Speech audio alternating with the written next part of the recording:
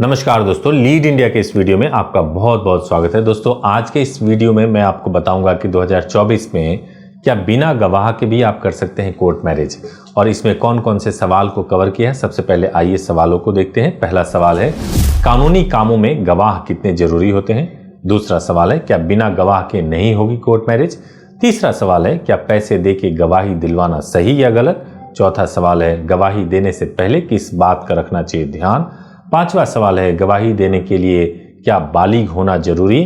छठा सवाल है, गलत गवाही में फंस गए अब क्या करें। सातवां सवाल है, गवाह की जरूरत कहाँ कहाँ पड़ती है।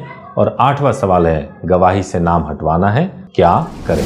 तो दोस्तों, सबसे पहला सवाल है कि कानूनी कामों में गवाह कितने जरूरी है। बहुत ही इंपॉर्टेंट सवाल है। कई बार जब हम गवाह बनाने जाते हैं, गवाह को हम विटनेस भी बोलते हैं, कई बार हम जब विटनेस बनाने के लिए जाते हैं तो उस वक्त हम बहुत ज़्यादा ध्यान नहीं देते हैं कि कौन हमारे मैरिज में विटनेस बनने वाले हैं या किसी भी काम में कौन विटनेस बनने वाले हैं।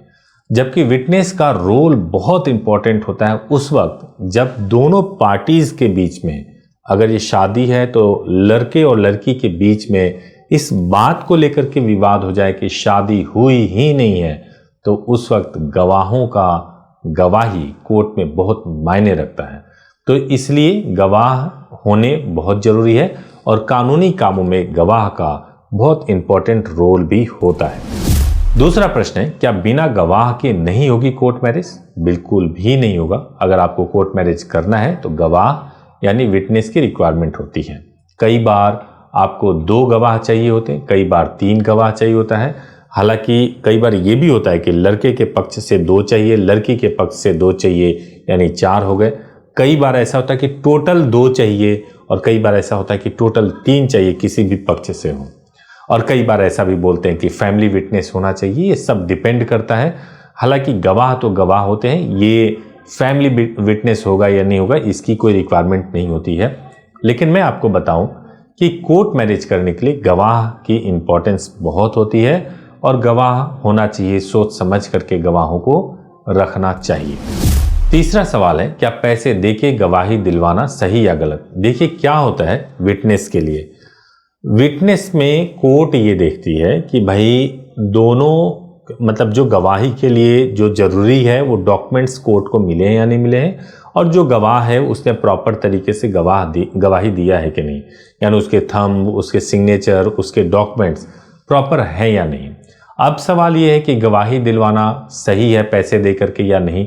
तो मैं आपको बताऊं कि कई सिचुएशन होते हैं, इसके बारे में मैं कोई कमेंट नहीं कर सकता, लेकिन आप इसको इस तरीके से भी देखिए कि कोई आपका अपना व्यक्ति जेन्युइनली गवाह बनना चाहता है, लेकिन उसको भी तो आपको पैसे देने होते हैं, क्योंकि आप उसको ले करके कहीं से आते हैं, उसको स्टे करवाते हैं, फिर आप उससे गवाही दिलवाते हैं, तो पैसे तो उस पर भी खर्च होते हैं। तो यहाँ पैसे का कोई संबंध नहीं है। संबंध ये है कि आप जो गवाही दिलवा रहे हैं उसके डॉक्यूमेंट्स प्रॉपर होना चाहिए और सही तरीके से उसकी गवाही होनी चाहिए।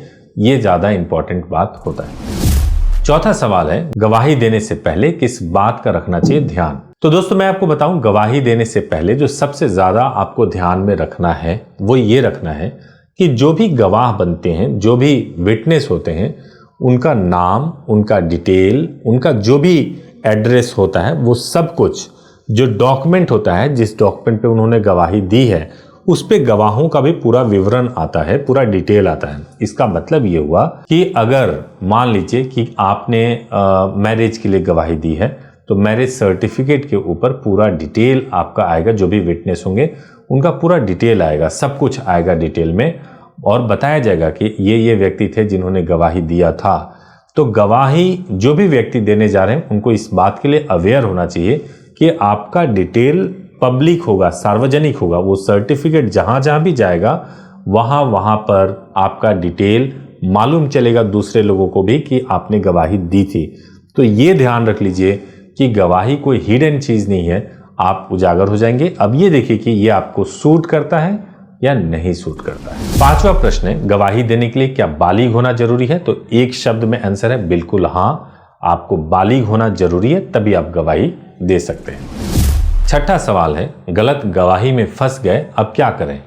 देखिए, अगर गलत गवाही में फंस गए, मतलब कि कोई क्रिमिनल कॉन्स्पिरेसी हो रही थी, मान लीजिए कि कोई फॉर्ज डॉक्यूमेंट बनाया जा रहा था और उस डॉक्यूमेंट के बनाने के प्रोसेस में आपने गवाही दे दी है तो आप भी उसमें फंसेंगे। आप पहले से ही ये तय कर लीजिए कि किसी भी फ्रॉड काम में आप ना गवाह बने। दूसरा चीज, अगर फिर भी आप गवाह बन गए हैं तो इसकी जानकारी उस डिपार्टमेंट को दीजिए जिस डिपार्टमेंट में आपने गवाह के रूप में अपने डॉक्यूमेंट को सबमिट किया है। 7वां प्रश्न है, गवाह की जरूरत कहां कहां पड़ती है। मैं इस प्रश्न का कॉन्टेक्स्ट 2 तरीके से बताऊंगा। गवाह की जरूरत जब कभी भी पार्टीज के बीच में डिस्प्यूट हो जाए तब पड़ती है। गवाह की जरूरत कई बार पुलिस इन्वेस्टिगेशन के दौरान भी गवाहों को बुलाया जाता है।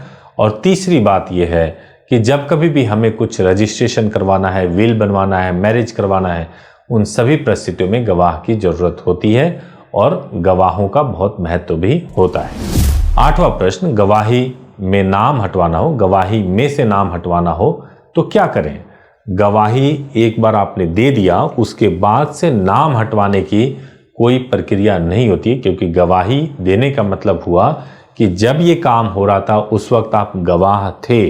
अब आप ये नहीं कह सकते कि आप उस वक्त गवाह नहीं थे, गलत तरीके से आपका नाम ऐड हो गया। हाँ, अगर सही में आपका नाम गलत तरीके से आपके डॉक्यूमेंट को मिसयूज करके किसी ने ऐड करवा दिया है तो आप उस विभाग से, संबंधित विभाग से संपर्क करके आप अपना नाम हटवा सकते हैं। उम्मीद है इन 8 सवालों से आपके बहुत मन के कंफ्यूजन दूर हुए होंगे। अगर आपके मन में और भी कोई सवाल हो तो जरूर पूछिएगा।